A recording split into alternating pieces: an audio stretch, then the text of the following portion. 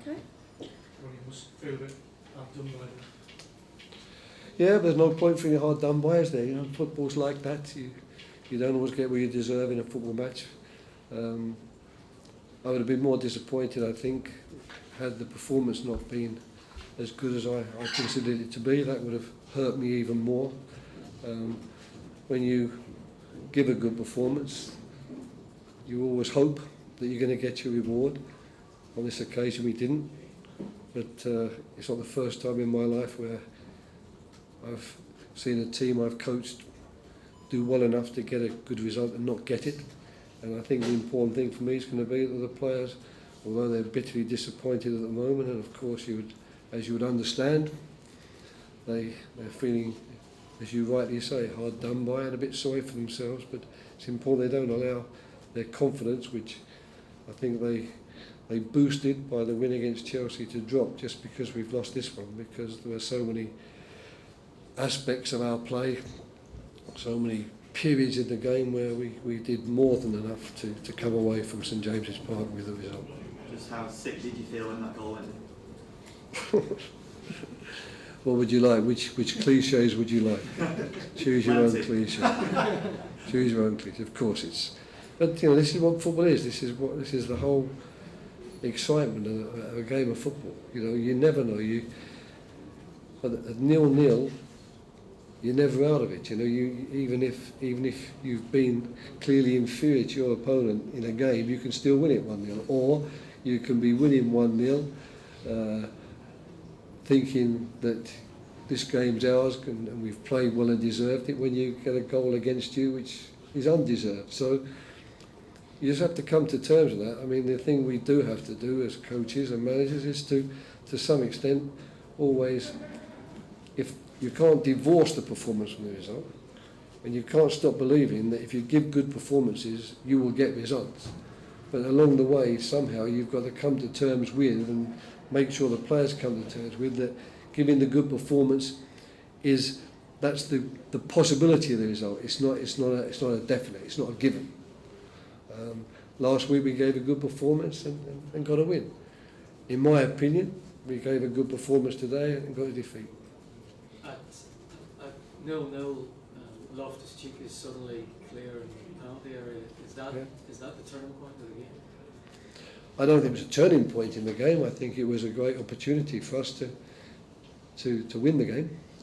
But he dragged his shot, and I think we should have coming at the far post, couldn't quite get a foot on it. That would have been nice if we could have scored that one, because that would have definitely, we think, given us a positive result, even if they had have equalised.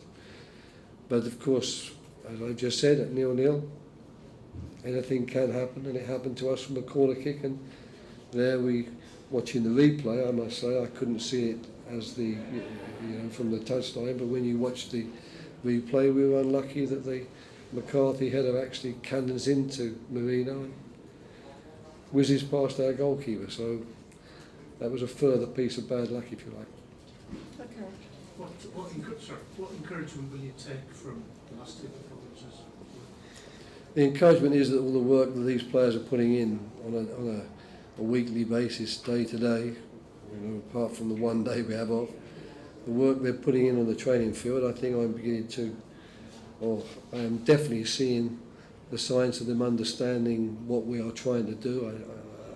I believe I see them improving at the way we're trying to play. We're getting some players back. Zaha, of course, is a massive boost to have him back playing for us.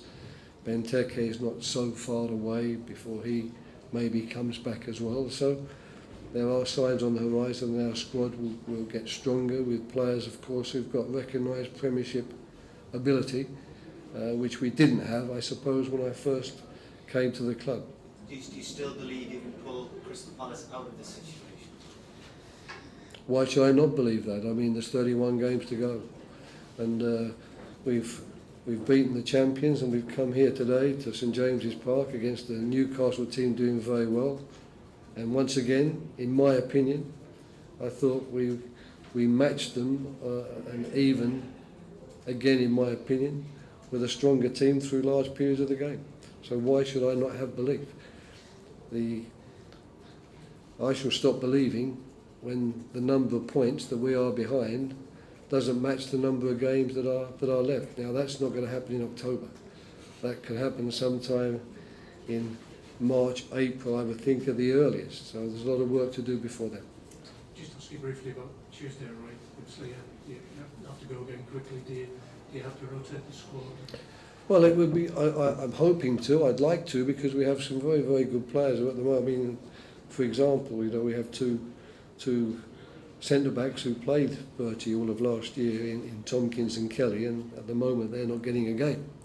And I think it would be interesting for me to see them. We've got a Welsh international goalkeeper on the bench, for example. So there's lots of situations like that where people are crying out for a game, and it would be wrong of me, I think, not to give them a chance in a midweek game to show what they can do. But I'm hoping we'll have a strong team going to Bristol. We're going to go there and try to win the game. It's not a question of we don't care about Tuesday because we've got a match on the Saturday. At the moment, I think we're capable of doing both of those things. We don't have an enormous amount of midweek games at Crystal Palace.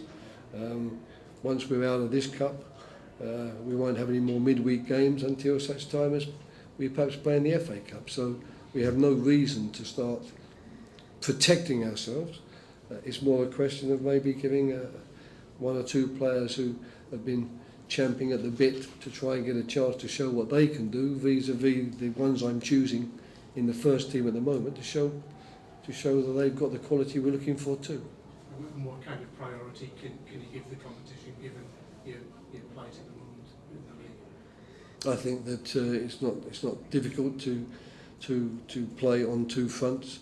The top teams in the country are doing it on three fronts because they've got European football as well as the League Cup. So it's all a question of how I interpret the word priority. You know, every game for me is a priority. Every game is a chance for us to try and show that we're a good team and to get results.